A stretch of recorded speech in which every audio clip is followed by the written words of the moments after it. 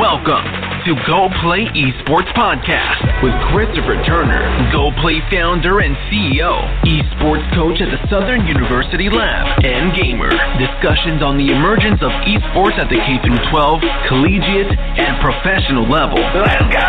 Let's go play.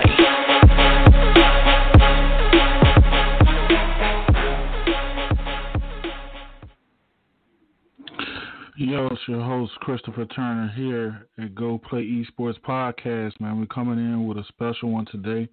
We're still going to come with a Thursday show live, same spot, same location. But we had a special guest today, and I just had to bring him in. I know he's a busy guy. I wanted to lock him in and just bring him to the show and let him talk about what he's up to. But without further ado, I have ToXsiK on. ToXsiK is a professional gamer. Started off at Halo, got into 2K real heavy. He's the owner of iBallEmpire, and he also is a professional player at Magic Gaming in the NBA 2K League. So without further ado, we'd like to introduce him into the show. Welcome to the show, ToXsiK.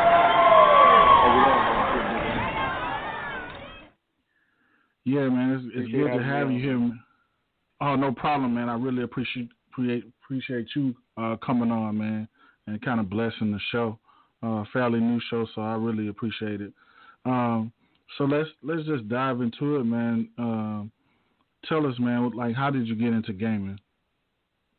Yeah, I mean, I think my story is kind of like everyone else's story. Like, I always played games at a young age. I mean, I remember, like, playing, like, back in the day, playing, like, Super Smash Bros., like, with my neighbors or, like, a bunch of different games. And my brother kind of got me into gaming, and I got introduced into Halo 1. And would play that around my neighborhood with my brother and our friends and got really, like, really dove into that. And then, got into online gaming and with Halo 2 and was always a sports fan, was always playing Madden, was always playing 2K, was always playing a lot of sports games. And never really saw myself, becoming a professional gamer. I played high school basketball, I played college basketball, I did all that. So to see where I am now with gaming is kind of, unreal. It's a real blessing. But, yeah, my story is like everyone else. Just kind of picked up gaming at a young age and fell in love with it and then never looked back. Got it, man. That's awesome, man. So I gotta ask the question: PC, Xbox, or PlayStation? I mean, I think most real gamers will tell you that, like, the best gaming experience would be on PC. But for me, I grew up playing. I was introduced to Xbox at a young age, and kind of always stuck with Xbox. So on my biased opinion, I'll say Xbox. Got it, man. I'm a PlayStation guy, but I've never tried Xbox, okay. So I can't knock it. So, like, I got both. They're both good. You got both. Got it. So, yeah. Like, and this is just a question, man. You've done a great job at, like, branding ToXsiK and your overall, like, brand. How did you actually come up with the name? It's funny. Like, I get this question all the time, and everyone's always like, "Yo, how'd you come up with this?" And I'm like, well, it's a really pretty regular story. I was just like a 10 to 11, 12-year-old kid at the time playing. I think I was playing. I want to say like Counter-Strike on the original Xbox, and I was like, man, I need a good name. So, like, I started looking around and looking through, like, online dictionaries for cool words, and I figured, ToXsiK is kind of cool. And then I put the K at the end because I mixed, like, toxic and the word sick together, and then I thought that was such a great idea at that age, and I ended up getting, pretty known off that name with Halo, and just figured, what, if I'm gonna do this with 2K, I might as well stick with what I've always had. So I stuck with it. Man, that's crazy, man. So, like, next question leading to that one, like, and I mentioned branding before. You've done a great job at content, man. Like an awesome job at it. Like, could you explain to the listening audience, like, how much time that took? The process of, editing film and, making sure your content is on point and also adding streaming to the mix. Yeah. For me, I really started diving into content before I was a 2K League player. As you were saying before, like I came up in the esports world playing Halo, so I was familiar with guys like Ninja before he was Ninja, and a lot of these other guys. And I remember one time, watching Ninja. At the time, Twitch wasn't even a thing. He was streaming off a website called Justin TV, and I remember watching him. And at the time, he'd have maybe 50 to 100 viewers at most. And I used to sit there and think like, man, like I could do this.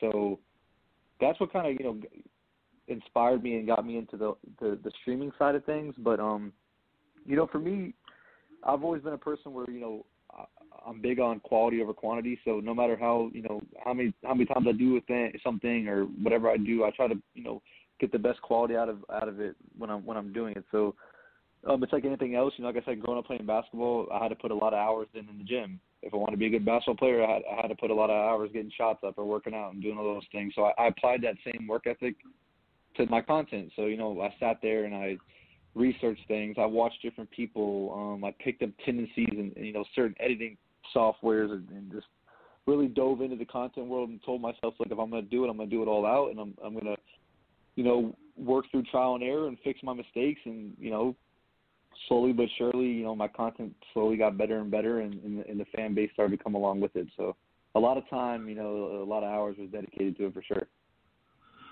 Right, and just going on that same note, man, I think a lot of people don't understand how much hours it takes, man. I've read somewhere it takes 10,000 hours, and listening to you say that and describe that you were a student before you actually hit the go button, man, and that's real important. Absolutely.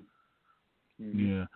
So, sticking on that, Brandon, tell everybody that doesn't know, that's not following you, what's iBallEmpire?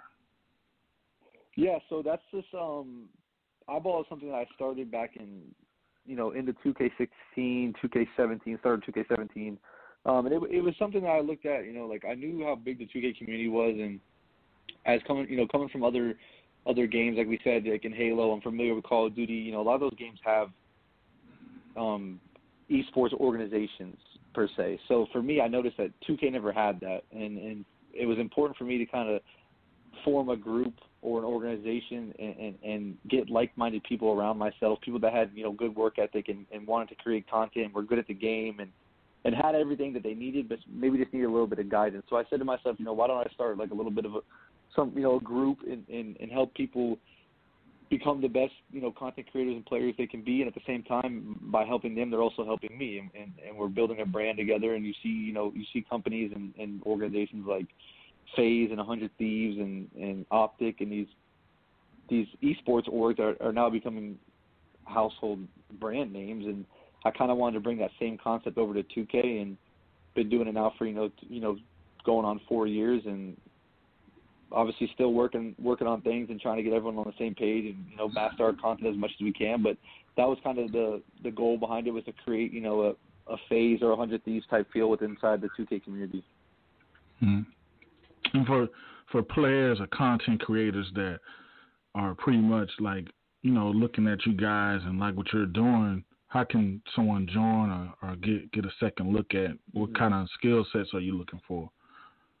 Yeah, I mean, I think, I get asked that all the time. I think one of, some of the most important things is, obviously we look for talented players in the game, people that are dedicating their time to 2K, and at the same time, people that are dedicated to making content. So, I'm not really big on people always say like, hey man, if I do content and I don't get viewers, like, does that matter? And I tell people all the time, like, look man, like, viewers doesn't define you as a content creator. Your consistency, your quality, that's what matters to me. So I tell people all the time, just continue to get better at the game, continue to put out consistent content, with the game, whether it's on Twitch, whether it's on YouTube, Mixer, whatever it is that you do. And I'm big on personality. I think it's important to have people around you that fit personality-wise, and you can grow with, and they can grow with you, and they're positive, and we don't want negative people or people who are causing drama or representing themselves bad on social media, because at the end of the day, you represent something bigger than yourself. And a lot of our guys are involved in the NBA 2K League, and they're contracted and signed contracts with NBA teams. So there's a lot that is behind our name. So that's important to us, to have people that are responsible, mature people as well as good players and great content creators as well. I love it, man. So just to sum it up, you're looking for good people that have a skill set, and you're not worried about numbers. You can actually grow with them. Right. You don't got to be a guy who's pulling hundreds of thousands of views and thousands of viewers and all this stuff. If you're a guy who's just starting off and you're showing us that you care and you want to make it in this and you're consistent and you're hardworking, then we're willing to work with people like that. We want people who are hungry, because at the end of the day, that's how I started. So I'm always looking for diamonds in the rough. I definitely understand that, man, and with that iBall brand, man, and you putting in all this work, and I'm congratulating your team as well, man. Like, how did the partnership with Sector 6 come about? And for the ones that don't know what Sector 6 is, can you explain what Sector 6 is as well? Yeah, so Sector 6 is a company I've been familiar with for a while. So Sector 6 is a esports apparel company. They do a lot of jersey designs and other brand designs, like hoodies, T-shirts, anything when it comes to. They're basically the Nike of esports for a lot of different organizations and companies. So for us, it was important. We wanted to get involved in the apparel side of things, and there isn't really a an apparel company for 2K. Yeah, there isn't anyone that you can go to for that. So a friend of a friend had spoken to me about Sector 6 and getting involved with them, and I checked them out, and I saw their quality and how professional everything they had, and I've seen some of the companies they had worked with. They've done done jerseys and designs for Optic. They've done jerseys and designs for FaZe and a bunch of other companies. So we spoke to each other about potentially putting something together, and from there just kind of put a design together in a website and a store, and it's been great ever since. They put out super high quality apparel, and they make my life a lot easier. They take care of all of our orders, our shipping out, and all of our customer service. So it was a no-brainer for us to get involved with them. That's awesome, man. And just to have that branding stamp next to the iBall brand, man, should be a pretty cool feeling for you. So for sure. Get into the 2K League talk, man. So like before we dive into that, like I heard you mention earlier that you played college ball, you did high school ball, so that whole mindset was still there, and me and you talked briefly, but I'll let you know. So I'm in my first year program at a high school, Southern University Laboratory School, and a lot of my kids play 2K, and I stress to them all the time, you have to have a skill set of basketball. It's not about just playing the game. Can you talk about that for a little bit? Yeah, I mean, I think a lot of people, especially with what I do, a lot of people that play 2K, they think, okay, well, I mean, all I gotta do is be good at 2K, and I mean, sure, like, don't get me wrong, like, being some of the best players in the world does help you get to professional status, but I've seen from now, this being my third year in the 2K League, there's a lot more that goes into it. Teams are looking for people that are, and players that are mature, have professionalism, that can, carry themselves the right way. First getting into the league, I didn't realize, how many promotional and sponsorship events I'd be doing for the teams that I was on. So being able to speak well in front of people, carry yourself well, and be more than just, a gamer per se can take you further than you think it actually can. So for people that are looking to get involved in the 2K League, I'd say obviously become the best player you can be. That's the most important thing.